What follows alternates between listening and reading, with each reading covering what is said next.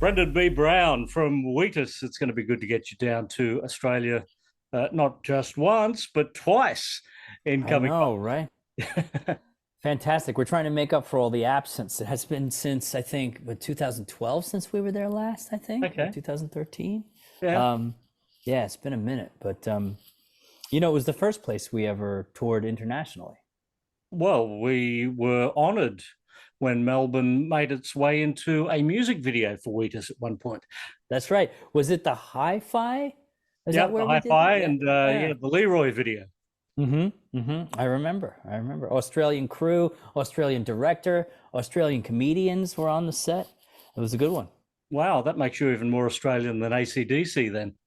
Well, wait, I'm gonna don't make me go get my custom BBB Vegemite jar. I mean, that's really? You have a Vegemite jar? Well, I have some friends. I used to confess, full disclosure, I used to be a Promite guy, but I'm off it now. Too much sugar, right? So my friends Riggs and Tom from down there, they sent me a custom BBB Vegemite jar. So I just cracked it the other night. It's been like a nightly toast thing, like a little bit of butter and lots of Vegemite. So yeah, that's the stuff. I love it. And when did you first become addicted to Vegemite? I'll tell you, the first time I went to Australia, I was staying in Manly Vale, Northern Beaches area, and I had a night out, which I rarely do, and I was rough, and I said, "Oh man, I better get some Advil or something," and my girlfriend at the time, Catherine Froggatt, said, "No, just sit down," and she made me 2 Vegemite pieces of toast, Vegemite and butter. And I wrecked them. I mean, I absolutely inhaled them, and my hangover was gone in seconds. So I'm a believer. You do know how Vegemite is made, don't you? I do, unfortunately. Basically, everything that doesn't go in the beer goes in the Vegemite jar. Yeah, well, it's a long way to the shops if you want a sausage roll, mate. Hey, wow. I mean, that was impressive. There might be a few of your American fans that have to Google that line now to find out what you mean. Yeah. Well, I've been a sort of a bit of an Aussie-phile since I was 10 years old.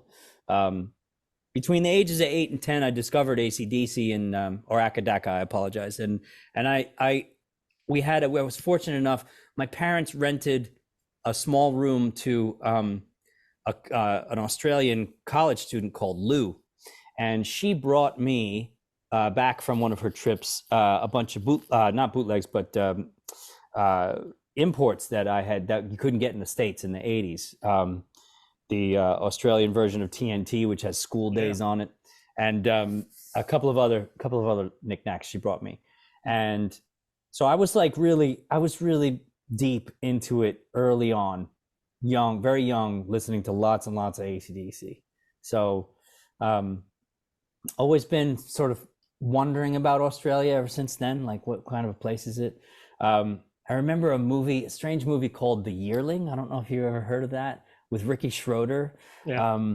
That was a sort of a Australian moment for me. And of course, BMX Bandits with Nicole Kidman. Oh, wow. Nicole Kidman's very first movie. Yeah, 1980s, what you could get, the access you had on Long Island in 1980s to Australian fare was pretty slim. I mean, it was like, it was tough to find it. So I was lucky enough I think I had a copy of BMX Bandits on VHS at some point when I was a kid. There is actually a video clip that predates that with Nicole Kidman. There was a hit in Australia by Pat Wilson. The song was called Bop Girl, B-O-P, Girl. Now, if you go and look that up after you finish here, that predates BMX Bandits. That was a top 10 hit in Australia at the time. And Nicole Kidman's very first appearance was in that. Right. Well, I have to look that up now. Now I feel like I've been sleeping on something. But Well, the other thing you have to go and look up too, if you've got that TNT, do you still have that, the vinyl version? yeah, somewhere, yeah.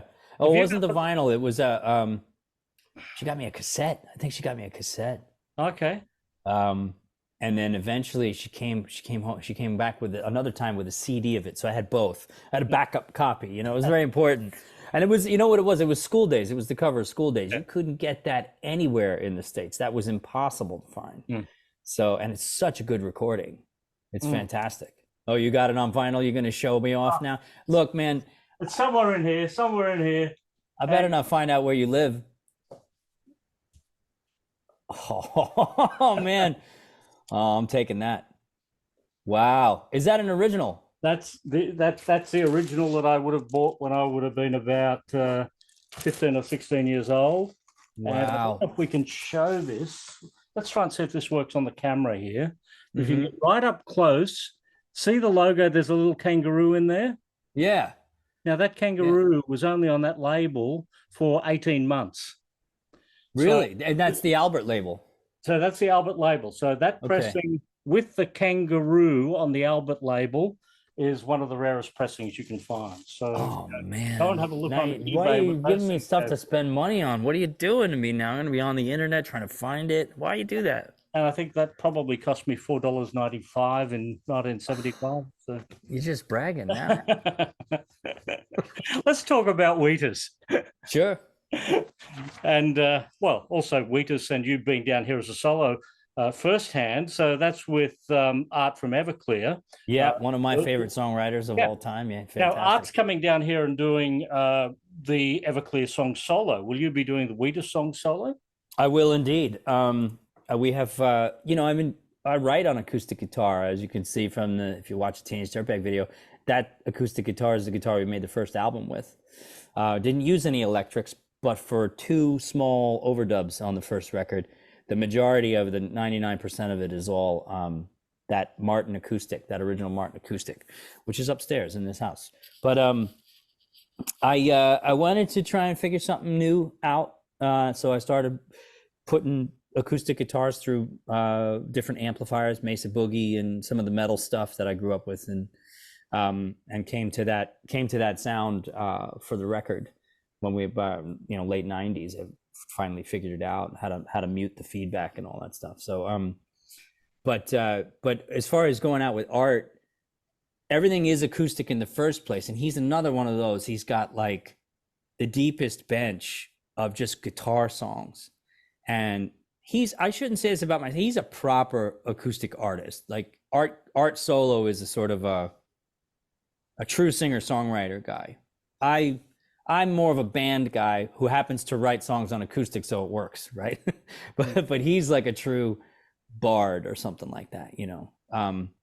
So I'm looking forward to learning something from him, because I've been on tour with him before, but that was with full bands, you know, the full rock outfit. Yeah. Yeah, I'm looking forward to it. So do you come down here, do the Art tour, stay, and then do the Pandemonium Festival, or do you go home?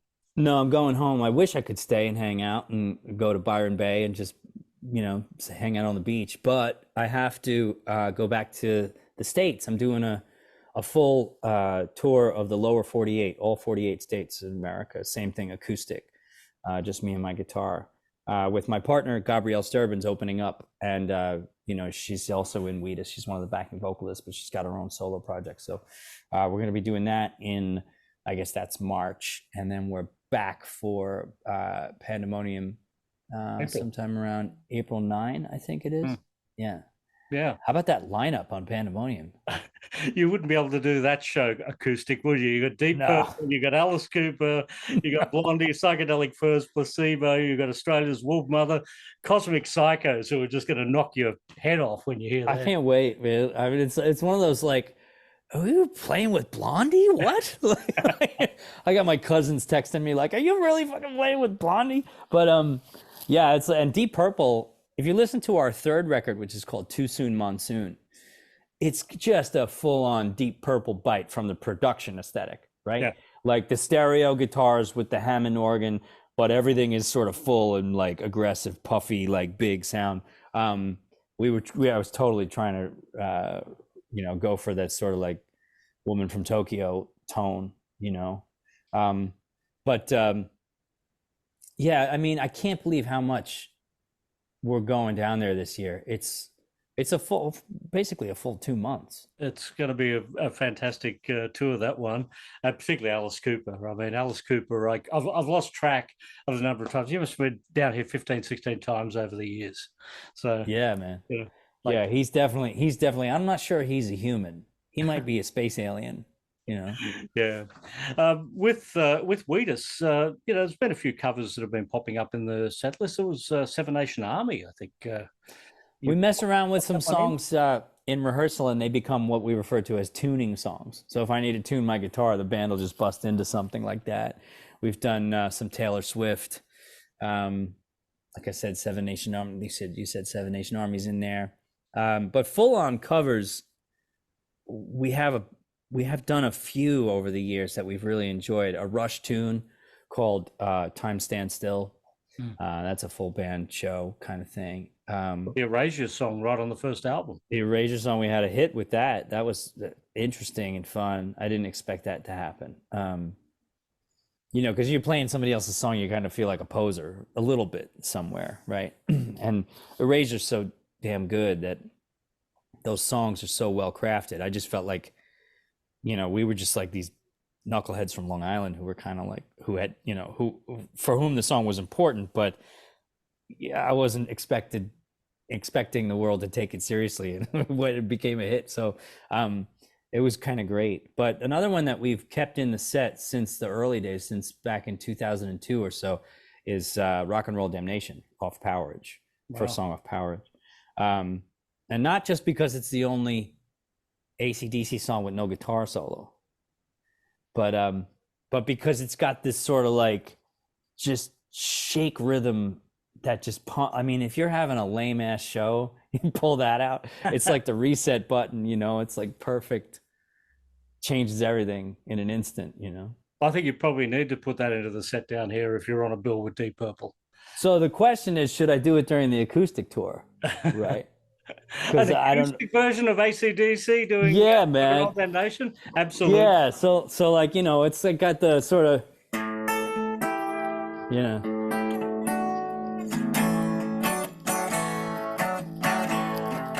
you say that, like, and I don't know if it can happen acoustic by itself because it's supposed to have so much force behind it. But I feel this other thing, like, hey man, if you can do that acoustic, you can do anything. Oh yeah. Like acoustic Bon Scott, like, I mean, what even is that? Brunswick Ballroom, Melbourne. We need to hear you do that acoustic. All right. I'll give it my best shot. I'm gonna rehearse it and try and make it make sense. Yeah. So if you feel like a knucklehead when you're doing a cover of someone else's song, did One Direction feel like knuckleheads when they did a cover of your song? No, man, because they were the biggest band in the world at the time. That's a rarefied air. You kind of, in a sense, you have everything is available to you in some ways. And when I met those boys, I was really pleasantly surprised by what a nice bunch of kids they just were. They were sort of sober and hardworking and trying to make sure they didn't make any mistakes and all that stuff. And I'm still friends with some of them. Josh Devine and Sandy Beals from the One Direction band have played on several of the Wheatus records over the years as a sort of like guest rhythm section. So it's just been the fact that they did the song is great for us. It reintroduced it to a whole bunch of new kids who would never have seen it, and that was before TikTok. So yeah. But it's just one of those songs, isn't it? Teenage Dirtbag, that everyone remembers that song.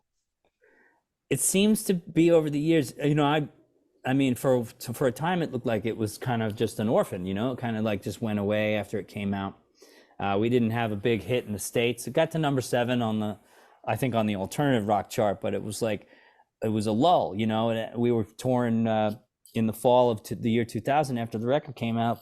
We were playing Lawrence, Kansas in front of 2 people, and I had bronchitis, and we were trying to figure out a way to get home alive, and then my A&R guy called me about a week later, and he said, "You're going to Australia."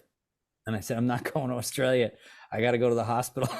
I can't shake this cough. And he goes, no, you're really going to Australia. Because it looks like you're going to have a hit there. And we went down, and it was amazing. It was like it's like changed everything. It went from winter to summer, and it was this weird moment where it's like, oh wow, anything is possible. Suddenly we were on the TV, and I'll never forget this. I was so sick when we got there. I slept it off for about 24 hours in a hotel in the Gold Coast with the doors wide open and the summer sea breeze blowing in over me, and I thought I was like died or something, and was woke up in heaven. But it was it fixed me good, and then we had a decent tour down there, and we made a part of our second record down there in Bowral, up in the mountains, or was it the Blue Mountains? The Southern Highlands, Bowral. Yeah, the Southern Highlands. Yeah, and it was just we were enchanted by the place. Even the freaking spiders were like interesting. Yeah, so it was cool. Yeah. Well, you made those 5 albums between 2000 and 2013. We've been waiting a long time for a 6th album. We've heard of Beasts of the Unknown that was going to happen, never happened. You've been playing songs like Zelda, Tipsy, Michelle over the years. Songs have been bubbling up and then nothing. What's going on? Well, what it was really was we moved house. We're a self-produced operation. We do everything in here. Like you're looking at our recording rig right now. This is all of it. And we had to move house because we lost the old spot. So we had to set up a new spot in the Bronx here in New York. And at the same time, we were on this, I don't know if you read anything about it, but we were on this quest to try and recreate the masters from the first record. Because they, unfortunately, it seems that they've been lost. The multi-tracks from the first Wheatus record, Teenage Dirtbag and Friends, all gone from the multi-track perspective. So started the quest in about 2014, just around the time we finished the Valentine LP. And I was writing songs for album number 7, the Beasts of the Unknown record, Michelle, Lullaby, Tipsy, those all 3 are, you can stream those tunes.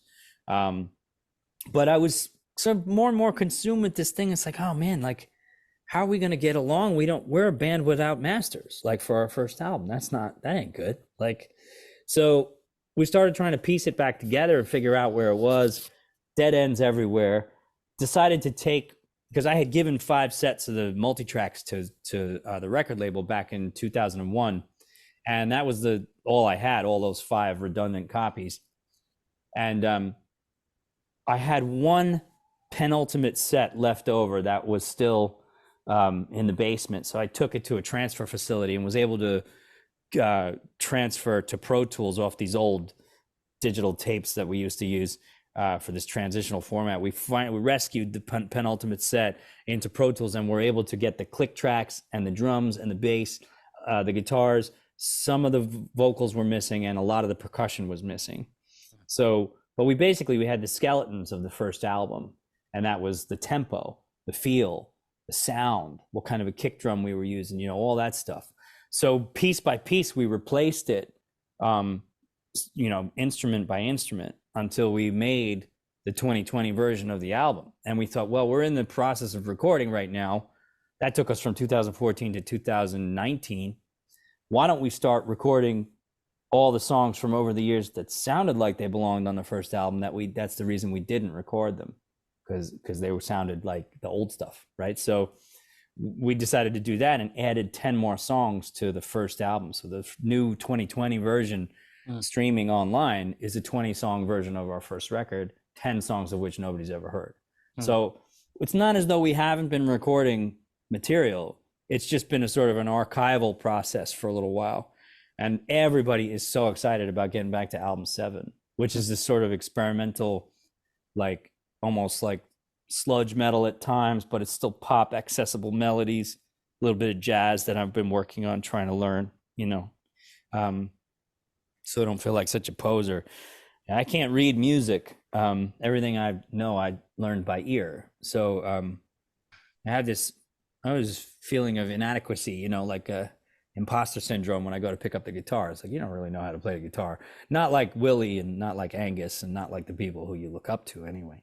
So I've been trying to catch up on my jazz and my real chops and see if we can make a record that comes at it from that angle, you know, a little bit more intense. Yeah, aggressive. But so yeah, you can listen to 3 of the songs from album 7. Like I said, Lullaby, Tipsy, and Michelle are all online for streaming. Yeah. Okay. Yeah. And no doubt we will hear some of those live when you get down here. Yeah, no doubt. Well, Brendan, looking forward to seeing you solo, and then a couple of weeks later, I think it's only 4 weeks between one ending and you going home and coming back down again. Yeah. Hey, I want your frequent flyer points. Oh man, I don't know. I don't even know where to find the numbers these days. Somebody else has to take care of that. You know, we're a self managed operation, but it's getting to the point where it's like, I don't know. Did you ever manage a band before? No. Okay. Well, maybe we should talk. All right. See you in 2024.